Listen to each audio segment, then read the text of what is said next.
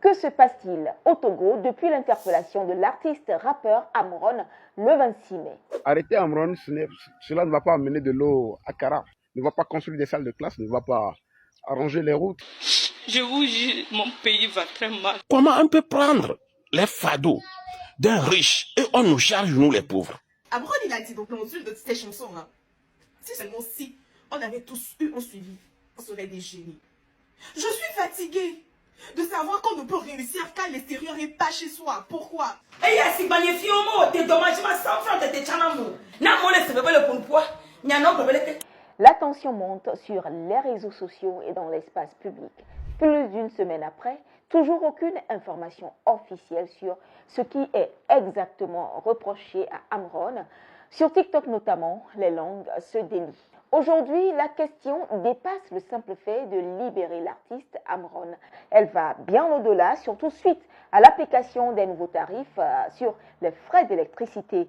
Les Togolais doivent désormais payer en moyenne 12,5% plus cher leur consommation en énergie électrique selon les nouveaux tarifs de la compagnie chargée de gérer l'électricité dans le pays. La compagnie énergie électrique du Togo justifie cette hausse par le fait que les coûts de production dépassent largement les revenus générés. Cette nouvelle réforme au sein de la CEET a provoqué des réactions multiformes.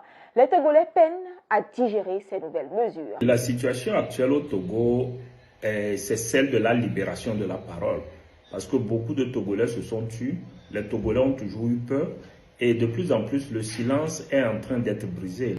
Non seulement ils ont le courage de s'exprimer, mais ils sont conscients de tout ce qui peut découler de cette liberté d'expression et sont prêts à l'assumer. La particularité, c'est qu'il n'y a pas un leader qui, lorsque ça va prendre, sera appelé pour négocier ou bien pour parler d'une transition. La particularité, c'est que vous avez affaire à une masse qui réclame quelque chose et qui, si elle est encouragée, elle va aller et l'obtenir et le pouvoir va traîner par terre, c'est tout. Il est très important de comprendre qu'aujourd'hui, ce qui se passe, ce n'est pas une affaire de libérer tel prisonnier politique ou autre, c'est que les Togolais en ont marre du système en place et pour eux, il faut que ça change et ce n'est que la seule condition pour que les Togolais retrouvent leur vie quotidienne et que les Togolais puissent s'en sortir.